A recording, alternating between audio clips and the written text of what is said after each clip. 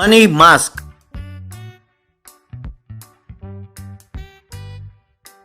पालघाट नाम के गांव में बिंद्रा नाम का एक धनवान रहता था। उसे धनवान होने का बहुत घमंड था। वो गरीबों का अपमान करता रहता था। एक बार वो कार में शहर जा रहा था। उसके पीछे एक बस आ रहा था। तभी अचानक उसकी कार बंद हो गई। पीछे आ रहे बस भी रुक गई। कार को जांच के बिंद्रा, अरे पता नहीं यूं अचानक कार बंद क्यों हो गया। अब मैं क्या करूं? शहर में एक बहुत जरूरी काम है। अब मैं क्या करूं? यूं सोचने लगा। तभी बस का ड्राइवर नीचे उतरा और आकर, बिंद्रा जी नमस्ते, क्या हो गया? कार खराब हो गई क्या? अरे कोई चिंता की बात नहीं है बिंद्रा जी, आइए बस में ले चलते हैं आपको। कार सड़क के बीचों बीच में है, आइए इसको जरा सड़क के किनारे करते हैं। ए ड्राइवर, जानते हो तुम किससे बात कर रहे हो? मैं इतना धनवान हूँ और तुम चाहते हो कि मैं बस में उन गरीबों के साथ आकर बैठूं? ऊपर से कहते हो कि मेरे कार को तुम सड़क के किनारे करोगे। मैंने लोगों को आपके बारे में बात करते हुए तो सुना था, पर आज मुझे एकदम साफ पता चल गया है। मैंने अपने जूते से अपने सर पर मार लिया है जी। मैं चलता हूँ। अरे जाते कहाँ हो? रुको, सुनो, उन लोगों को बस में से उतार दो और मुझ अकेले को तुम ले जाओ। मैं तुम्हें 1 लाख रुपए दूंगा। क्या कहते हो? क्या 1 लाख रुपए? अरे आपके घमंड को मैं अपने सराखों पर रखता हूँ साहब। रुकिए, उन मजदूरों को अभी बस से उतारता हूँ। बस आप देखते जाइए मैं क्या करता हूँ। ड्राइवर बस के पास आया। हाँ भैया उतरो उतरो, गाड़ी से उतरो, बस से उतरो भाई, उतरो उतरो। ओ बहन जी बस से उतरिए। अरे बस खराब हो गया है। अरे खराब तो वो कार हुआ है, हमें क्यों उतार रहे हो बस से? पहले तुम बस में चढ़कर बैठो, हमें जाना है शहर जल्दी। अरे वाह, तुम तो बड़ी होशियार निकली।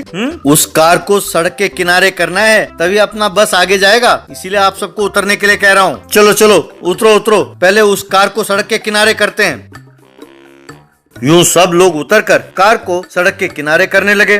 तब ड्राइवर और बिंद्रा बस में चढ़कर चले गए। ये देखकर लोग परेशान हो गए। बाद में बिंद्रा ने उसे 1 लाख रुपए दिए। सब, आपकी गाड़ी कहीं भी खराब हो जाए मुझे बुला लीजिएगा, मैं तुरंत आ जाऊंगा आपके पास।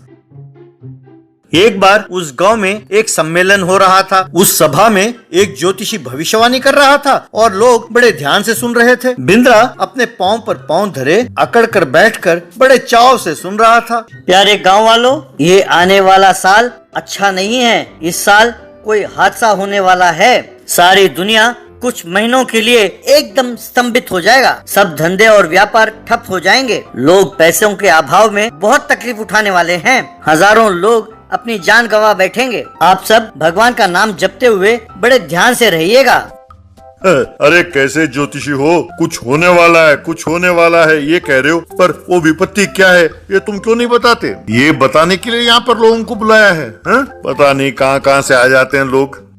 बेटे, विपत्ति तो किसी भी रूप में आ सकता है। भूचाल हो, तूफान हो या कुछ और, पर लगता है कि इस बार वो एक महामारी के रूप में आने वाली है। अगर ऐसा हुआ तो वो एक छूत की बीमारी की तरह बहुत तेजी से फैलने वाली है। इससे बचने के लिए कुछ एहतियात बरतिए, जैसे मास्क पहनकर घूमना अच्छा होगा, तब बीमारी फैलेगी नहीं। क्यों ज्योतिषी जी, अब मैं भी इन लोगों की तरह कपड़े का मास्क पहनकर घूमूं? वैसे इस सभा का आयोजन मेरे पैसों से हुआ है, जानते हो ना। सबको एक ही तरह की सलाह ना दिया करो। विनाश काले विपरीत बुद्धि। बेटे, क्या मैं तुम्हारे बारे में जानता नहीं? तुम इन सबसे धनवान हो ना, इसीलिए मैं तुम्हारे लिए मनी मास्क बना कर लाया हूँ। ये लो, इसे पहन लो। ये पहनोगे तो तुम्हें तारे नजर आएंगे। मतलब ये है कि तुम्हें उतनी खुशी मिलेगी। कहकर उसे वो दिया। ज्योतिषी का भविष्यवाणी सही निकला। कुछ ही महीनों में देश भर में लॉकडाउन हो गया। उस चीन की बीमारी के वजह से लोग बहुत परेशान हो रहे थे। अरे ये क्या, वो ज्योतिषी ने जैसा कहा वैसा ही हो रहा है। ये सब गरीब लोग वो कपड़े का मास्क पहन रहे हैं, पर वो ज्योतिषी जानता था कि मेरा रेंज क्या है, इसीलिए मुझे नोटों का मास्क बना कर दिया है। कहकर वो मास्क पहनने लगा। बाद में नाश्ता करने के लिए बैठा। उसने मास्क उतारकर टेबल पर रखा और इडली का एक गिराई मुंह में रखने ही वाला था कि वो मास्क जाकर फिर से उसके मुंह में चिपक गया। उसने बहुत कोशिश किया, पर उससे नाश्ता किया नहीं गया। वो पानी भी नहीं पी सका। दोपहर का खाना भी उससे खाया नहीं गया। रात का खाना भी उसे नसीब नहीं हुआ। सोने के लिए जैसे ही उसने मास्क उतारा वो फिर से आकर उसके चेहरे पर चिपक गया। उससे सांस लिया नहीं जा रहा था तो वो करवटें बदलने लगा। हे भगवान, ये क्या हो रहा है? ना कुछ खाया सवेरे से, अब सो भी नहीं पा रहा हूँ। हे भगवान, मैं बीमारी से मरते मर जाऊंगा पर ये मास्क नहीं पहनूंगा। कहकर उसे उठाकर फेंक दिया, पर वो मास्क फिर से उसके चेहरे पर आकर चिपक गया। अगले दिन वो ज्योतिषी की तलाश में निकल पड़ा। उसे जंगल में वो ज्योतिषी दिखाई दिया। उनसे मिलकर अपना दुखड़ा रोया। आज ये जो तुम्हारा हाल है इसका कारण है तुम्हारे धनवान होने का घमंड। ये बात जरूरी नहीं है कि मास्क किस चीज का बना है और कितने का है, जरूरी ये है कि वो हमारी सुरक्षा करता है कि नहीं। स्वामी जी, मुझे माफ कर दीजिए, अब दोबारा ऐसा नहीं करूंगा। पैसे होने के घमंड में मैंने इतने दिन बहुत लोगों को तकलीफ पहुंचाई है। अब से मैं सबको समान रूप से देखूंगा। मुझे इस मनी मास्क की परेशानी से बचाइए स्वामी जी। जैसे ही स्वामी जी ने हवा में अपना हाथ हिलाया तो ये मास्क उसके चेहरे से उतरा और सीधा जाकर उसके हाथों में गिरा और एक साधारण कपड़े के मास्क में बदल गया। तब से बिंद्रा हर एक के साथ मिलजुल कर रहने लगा और अपने काम से अच्छा नाम कमाया। Mini wooden train. एक गांव में राजू नाम का कारपेंटर था। वो 4 अनाथ बच्चों को गोद लेकर पाल रहा था।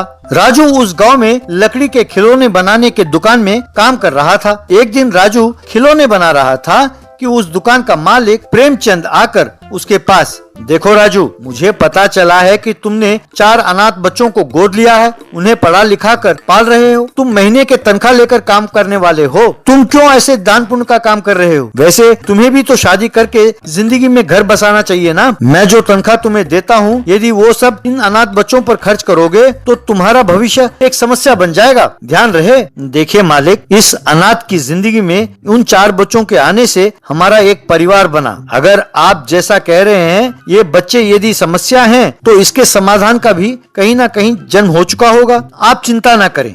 उस गांव के पास वाले जंगल में एक बड़ा राक्षस था। अरे भूख लगी है, अब भूख लगी है कहकर एक बकरी को खा गया, फिर भी उसकी भूख नहीं मिटी। बाद में एक भैंस को खाकर मेरी भूख अब भी नहीं मिटी कहकर जंगल में घूमते हुए एक हिरन को पकड़ने वाला था। तब वो हिरन दौड़ते हुए वहाँ तपस करने वाले एक ऋषि के पास गई। हे मुनिवर, मेरे प्राण की रक्षा करे कहकर विनती करने लगी। इतने में राक्षस ने आकर उस हिरन को भी खा गया। तब ऋषि तपस्या से बाहर निकला। हे राक्षस, तुम में इतना अहंकार, मेरे शरण में आए एक जीव को तुम मेरे ही समक्ष में खा गए। अब देखते जाओ, तुम्हारी ये भूख ही तुम्हारा शत्रु बनकर तुम्हें परेशान करेगा। यदि तुम्हें पेड़ या पौधा बना दिया तो बस फिर से प्रकृति में मिलकर इसका एक अंग बन जाओगे। इसलिए तुम्हें एक लकड़ी के टुकड़े में बदल दूंगा। उस लकड़ी के टुकड़े को पानी, हवा या कुछ और ग्रहण करना असंभव है, इसीलिए तुम्हारी ये भूख कभी नहीं मिटेगी कहकर श्राप दिया। तब वो राक्षस एक लकड़ी के तने में बदल गया। तब लकड़ी का तना बना राक्षस, हे मुनिवर, मेरी गलती को क्षमा करें और इस श्राप से मुक्त करें। जब तक तुम लकड़ी का तना बनकर रहोगे ये दंड तुम्हें झेलना होगा, पर जब इसका आकार बदलेगा तब तुम उनकी इच्छा पूरी करके उनकी दुआओं से तुम्हारा भूख मिटकर तुम्हारा असली रूप तुम्हें मिलेगा।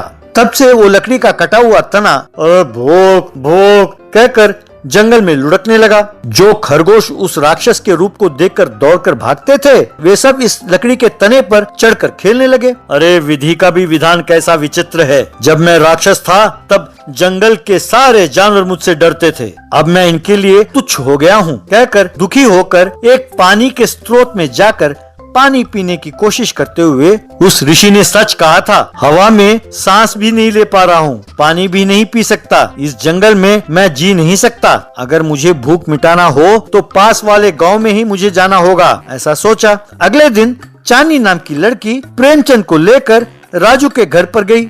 पिताजी, यही है वो कलाकार का घर जिससे मैं प्यार करती हूँ। राजू और मैं 3 महीनों से प्यार कर रहे हैं। ये लकड़ी का खिलौना बनाने में माहिर है। आप हमारी शादी कर देंगे तो आपके व्यापार में भी आपका हाथ बटाएगा।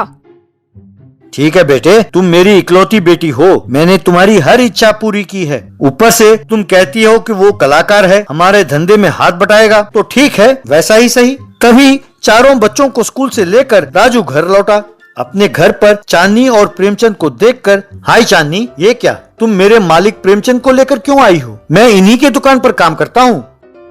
राजू, यही है मेरे पिता। ये जानकर कि तुम मेरे पिताजी के पास ही काम करते हो, मुझे हैरानी और खुशी हो रही है। कहकर प्रेमचंद की ओर देखकर, तो अब मैं क्या बताऊंगी पिताजी, आपको राजू के बारे में सब कुछ तो पता है, आप खुद ही इसे अच्छी तरह से जानते हैं, बाकी बातें आप दोनों ही तय कर लीजिए। देखो बेटे, अगर मुझे पता होता कि तुम इन 4 बच्चों के बाप से प्यार करती हो तो मैं यहाँ तक आकर अपना टाइम वेस्ट नहीं करता। ये इन 4 अनाथों को पालकर मिस्टर इंडिया बनना चाहता है। तुम्हारी शादी इससे की तो ये अपनी दुकान जायदाद सब उन अनाथों पर खर्च करके मुझे मिस्टर भिखारी बना देगा। मैं तुम्हारी शादी इससे नहीं करूँगा। आज से इसे नौकरी से निकालता हूँ। अब मैं देखता हूँ कि ये भिखारी राजू खुद क्या खाता है और इन बच्चों को क्या खिलाता है। चलो घर चलते हैं, कहकर अपनी बेटी चांदनी को लेकर वहाँ से चला गया।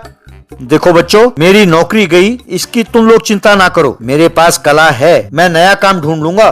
तुम लोग खाना खा लो और पढ़ाई करो, कहकर बाहर निकला। जंगल से वो तना लुढ़कता हुआ आकर सड़क पर राजू के पास आकर रुका। उसे देखकर राजू, अरे वाह, ना बढ़िया तना यहाँ कैसे आया? इसे देखने से लगता है कि ये काफी बढ़िया है। इससे एक बढ़िया खिलौना बनाऊंगा तो अच्छे पैसे मिलेंगे, यूं मन में सोचा। तब लकड़ी के अंदर राक्षस, शुक्र है मेरे श्राप से मुक्त होने का समय आ गया है, कहकर खुश हुआ। राजू ने उस लकड़ी से एक मिनी वुडन ट्रेन बनाया। उस मिनी वुडन ट्रेन में बैठकर बच्चे यहाँ वहाँ घूमने लगे। बच्चों, आप सब ट्रेन से उतरो, इसे बेचना है। तब वुडन ट्रेन, देखो राजू भैया, मैं एक साधारण लकड़ी नहीं हूँ, कहकर जो कुछ हुआ सब बताकर, जब तक तुम्हारी इच्छा पूरी नहीं होती है मैं तुम्हारी मदद करूंगा, तभी मैं श्राप से मुक्त होऊंगा। मांगो, तुम्हें क्या मांगना है? बच्चों के खाने के लिए स्वीट्स, चॉकलेट्स, बिस्कुट वगैरह चाहिए। तब मिनी वुडन ट्रेन सीटी बजाती हुई पहाड़ी गुफा में जाकर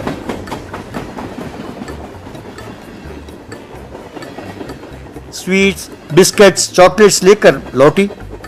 मैं एक खिलौनों का दुकान चलाना चाहता हूँ और बच्चों के परवरिश के लिए भी मुझे पैसे चाहिए।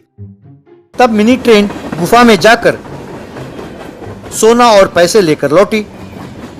राजू के बच्चों ने वो सोना और पैसे ले लिया। मेरी शादी चांदनी से करा दो। तब मिनी ट्रेन चांदनी और प्रेमचंद को लेकर वहां आई। सब कुछ जानने के बाद प्रेमचंद ने चांदनी और राजू की शादी करा दी। बच्चों ने ताली बजाकर खुशी जताई। तब राजू, हम तुम्हारी सेवा से बहुत संतुष्ट हैं। तब ट्रेन राक्षस में बदल गया और वो उसको प्रणाम करके वहां से चला गया।